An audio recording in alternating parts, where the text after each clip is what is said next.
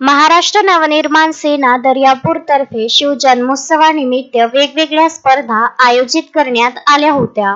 गडकिल्ले बनविणे, बॅडमिंटन, रांगोळी, थाली सजावट इत्यादी स्पर्धेच्या अनुषंगाने दर्यापूरकरांकरिता आयोजन करण्यात आले होते. यामध्ये बॅडमिंटन स्पर्धा क्रीडा संकुल दर्यापूर येथे चालू असून त्या 2 दिवस अधिक चालणार आहे. तसेच थाली सजावट स्पर्धा सुद्धा घेण्यात येणार आहे. रामदेव बाबा मंदिर बनोसा येथे रांगोळी स्पर्धा घेण्यात आली असून त्या स्पर्धेमध्ये एकूण 29 स्पर्धकांनी भाग घेतला होता. रांगोळी स्पर्धा व थाली सजावट स्पर्धा डोळ्यांचं पारणं फेडणाऱ्या स्पर्धा असल्याचं बोलल्या गेलं. त्या प्रसंगी मंदा वानखडे, वैद्यकीय अधिकारी डॉक्टर अश्विनी देवके, डॉक्टर माधुरी साबळे, महिला उद्योजिका नम्रता शाह यांनी भेट देऊन उपस्थितांचे कौतुक केले. तसेच थोर महापुरुष, पर्यावरण व महिला सशक्तीकरण या विषयावर रांगोळी स्पर्धेचे आयोजन करण्यात आले होते. स्पर्धकांनी उत्कृष्ट अशा रांगोळीचे सादरीकरण केले.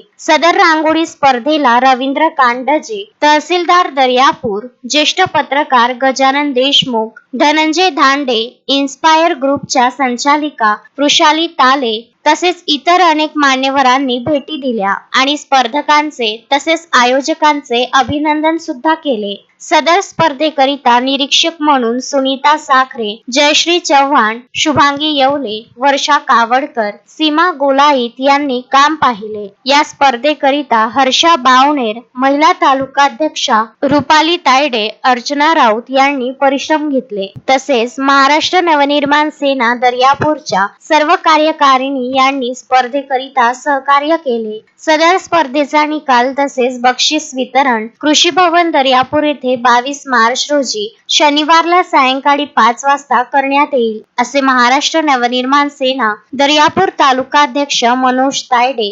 उपतालुकाध्यक्ष पंकज कदम, विद्यार्थी सेना तालुकाध्यक्ष प्रथमेश राऊत, गोपाल तराड, राम शिंदे, संदीप झडके, अनिकेत सुपेकर, मेहर ठाकरे यांनी जाहीर केले.